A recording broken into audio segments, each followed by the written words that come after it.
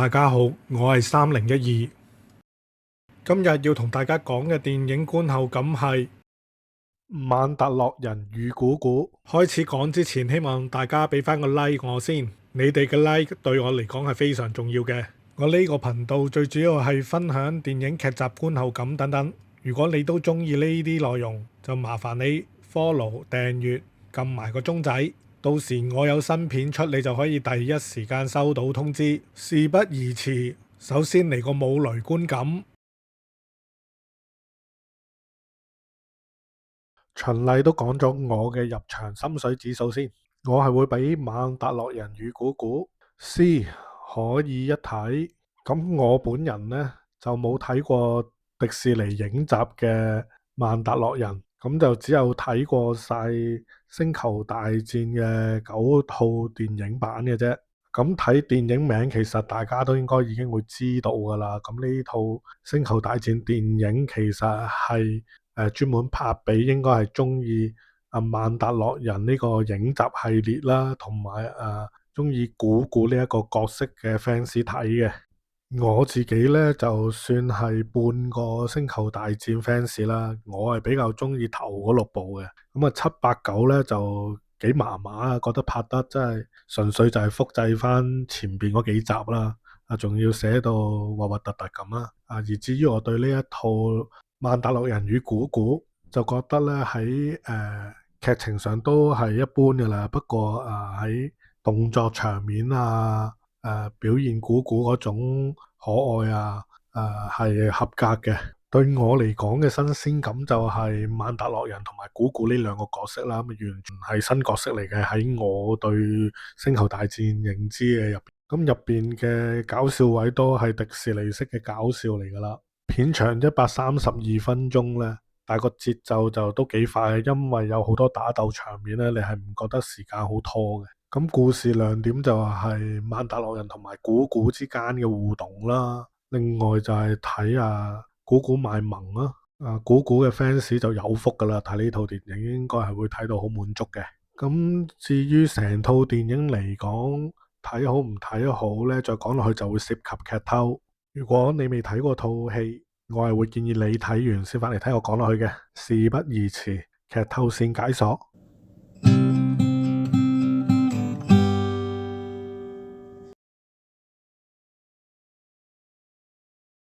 話說呢，故事係承接翻曼達洛人影集嘅第3季，而一開場呢，又係一次賞金獵人嘅任務。曼達洛人 Mando 同埋古古呢，就一齊去緝捕帝國嘅餘黨嘅。不過任務途中因為目標呢差啲走甩呢，佢就送咗目標投胎，就冇活捉到。翻到見到呢，就作為新共和國上教嘅異形老母，同異形老母吹咗陣水呢，又接咗一個新任務。今次呢，就要去活捉一個迷之帝國指揮官。咁因為情報不足呢，首先呢，就要去同呢一個鼻涕蟲星人呢攞情報。鼻涕蟲星人呢，咁即係呢，喺舊作入邊曾經挾持過公主當寵物嗰隻好似屎撈人定係鼻涕蟲咁嘅物體嘅外星生物。不過而家鼻涕蟲星人話事嘅呢，就唔再係之前嗰條鼻涕蟲啦，而係佢嘅親戚，係雙胞胎嚟嘅。咁呢個雙胞胎呢，當然又要利用呢一個Mando嚟估估，先肯交換情報。至於故事發展落去係點呢？我就講住咁多先啦。成套電影嘅故事結構就好簡單嘅，就係 Mando 同古古呢不斷揾 NPC 接任務解任務，不斷咁俾人捉到，然後就救翻大家，然後就解決任務目標咁樣啦。動作場面上，我覺得最有睇頭就有3段戲嘅。第一段戲就係同阿鼻涕蟲一齊合作打異獸戰啦。第二場戲就係 Mando 對戰白海蛇嗰段，又係幾刺激嘅。最後反攻鼻涕蟲雙胞胎打2個大機械人啦，同埋最後對付嗰個係咪類似日式咁嘅機械刺客嗰段呢？冷兵器嘅對戰都係拍得有板有眼啦。故事俾我嘅感覺呢，就好似睇緊以前好舊嘅一套日本電影嘅《帶子雄狼》同埋呢就係《未來戰士二》咁樣嘅，都係一個呢唔點講嘢嘅父輩角色然後就跟住一個阿仔咁嘅角色，個老豆呢又係唔點樣講嘢嘅。咁講翻 Mando 同埋古古嘅關係啦，睇落去開頭咧都係比較似咧帶住隻寵物多啲㗎，即係頭嗰可能15至20分鐘咧，我睇古古咧，我嘅感覺就會覺得係睇緊小魔怪咁樣咯。不過睇到去到後面，阿 Mando 中毒跟住古古去幫佢療傷嗰一段咧。咁就開始感覺到古古咧比較似一個外星人啦，唔係一隻寵物。不過講翻個難度係有嘅，要拍阿 Mando 同埋古古咁好明顯啦。Mando 就係一個屬於偏向人類咁嘅一個種族啦。咁佢嘅壽命應該大約都係人類咁嘅壽命啦。但係古古咧就好明顯就係同阿 Yoda 係同一個種族啦，咁佢有個壽命咧，可以可能係過百年嘅。喺故事入面咧，都冇交代到古古嘅實際年齡係幾多歲，又冇講到佢相對於人類嘅年齡嚟講，其實又代表係等於幾多歲嘅智商呢？咁電影係冇交代到嘅。喺電影入邊俾到我嘅感覺咧，古古嘅智商或者歲數咧，大概可能係人類嘅3歲至10歲中間左右咁樣漂浮啦。我覺得咧電影上咧文戲係過分地少噶，即係雖然呢個電影名就係打到正係曼達洛人與古古，但係其實咧係講佢哋嘅互動咧，我覺得就係喺戰場上嘅互動啦，喺任務上嘅互動啦，而佢哋喺任務之後平時嘅生活上嘅相處嗰啲係相對少啊。基本上咧，佢哋兩個閒日相處表現到嘅冇兩句說話咧，就已經又要再開打，又遇到危機噶啦。喺我角度咧，古古係單靠外表同埋佢嗰啲比較有趣似小朋友嘅動靜去吸引 fans 咯。但係就冇喺佢呢個角色入邊嘅內涵，或者佢同阿 Mando 之間嘅父子情上咧着墨令到咧觀眾係更加了解呢一個古古嘅呢一個外星人到底係一個點樣嘅外星人。咁可能始終係迪士尼主導啦，咁成套電影都係比較兒童向嘅，連個核心嘅主題咧都係要靠阿 Mando 咧用對白直接講出嚟。老人家要保護後生，後生又要提攜保護老人家。哇，咁樣講出嚟呢，即係唔可以話核突嘅，但係就係冇咩層次咯。雖然劇情上就明顯有唔少不足之處噶啦，但有啲位我都欣賞嘅。個劇情就係我開頭睇呢，就係點解曼達洛人唔除頭盔嘅呢？咁你揾Pedro Pascal 嚟演呢個角色又為乜呢？佢成套打鬥戲都戴住頭盔，咁係咪成套戲其實都係替身打緊嘅呢？咁還好嘅，去到後邊有段劇情就講到呢，原來呢曼達洛人呢有個點佢哋個種族可能有一個叫做規矩啦，傳統就係呢唔可以亂除頭盔嘅，俾人見到自己個樣呢。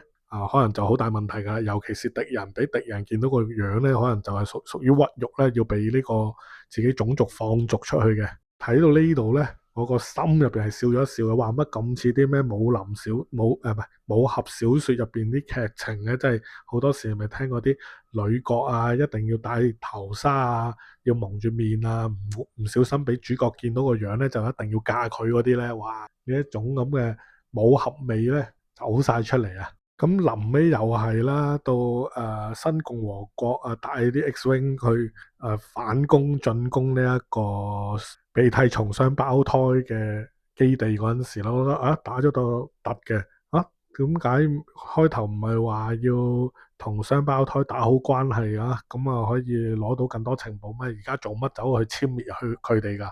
咁最後又係用解釋性對白叫做兜翻住啦，就係話哦，原來嗰個帝國指揮官咧就爆咗料，話雙胞胎咧其實係雙面間諜嚟嘅，同埋佢哋咧係比較偏向幫帝國軍咁樣嘅，所以咧今次新共和國咧就唔客氣啦，要炸爆佢哋。咁作為一個1至6嘅 fans 嚟講咧，最失望嘅位置係咩呢？就係完全見唔到一啲關於絕地武士嘅消息，而呢套電影嘅時間線呢，應該就係屬於第6集之後嘅故事嚟嘅。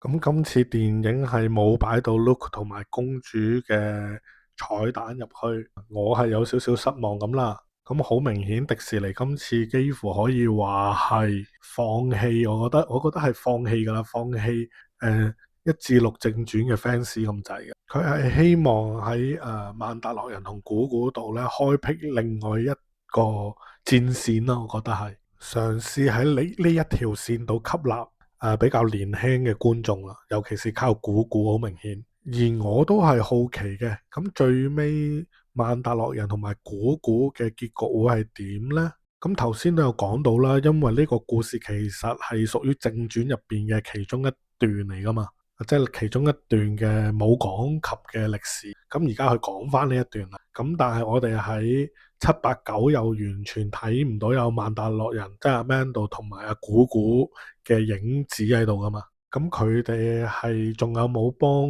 新共和國做嘢啊？定係點樣呢？去咗邊度呢？歸隱啦。咁既然古古係有原力噶嘛，咁點解佢又同絕地武士嗰邊係冇晒交集嘅呢？同埋都好奇咁，古古嘅青春期會係點嘅呢？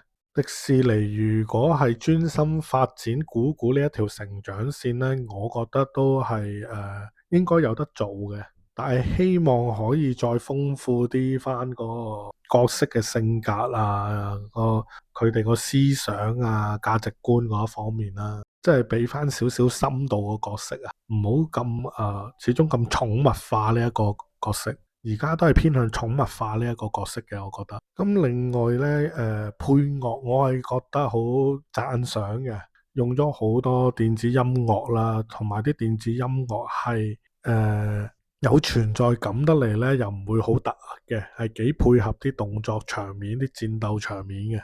如果要講演技呢，成套電影都好難發揮演技噶啦。咁Pedro Pascal 咁樣成套戲9成9嘅都係戴住個頭罩啦，只係聽到佢嘅聲音啦，同埋佢嘅聲音呢都係偏向一個冷靜嘅內斂嘅。咁呢個演技唔會話有太突出嘅表現啦。同埋有一個位我係想，即係迪士尼係要注意噶，即係成日啲劇情呢，啲角色過分地 NPC，即係例如就係古古去照顧 Mando 嗰一幕，咁佢偷魚啦，偷魚嗰個人係乜水呢？唔知啊，冇交代啦，或者係個偷魚嗰人好醒目啦，知道佢哋應該係對付帝國軍嘅人啦，係賞金獵人啦，係同雙胞胎有牙齒印啦，咁但係點解呢個人就要幫古古呢？我覺得係要至少交代一下嘅，如果唔係無端端咁樣彈個 NPC 出嚟，咁就好神奇咁樣就救翻阿 Mando。呢度就有啲懶惰啦，咁樣寫劇本呢段戲嘅俾我感覺個意義真係唔大喎。咁你不如話古古直接就喺個山頭度執山草藥亂咁噏Mando 咁樣，忽然 Mando 好翻，咁冇乜分別噶喎。另外咧係講得有啲雜嘅，另外就係有幾估唔到啦。鼻涕蟲一族咧，原來可以練大隻嘅。以前睇正傳咧，只覺得咧呢白成白屎咁嘅外星人咧，唔知喺度做乜嘅，都唔知點解可以有咁大勢力嘅。原來係打得嘅。OK，咁講翻電影啦，我係覺得絕對係易入口過7、8、9集嘅，起碼冇太多好突兀嘅場面，好奇怪嘅表現。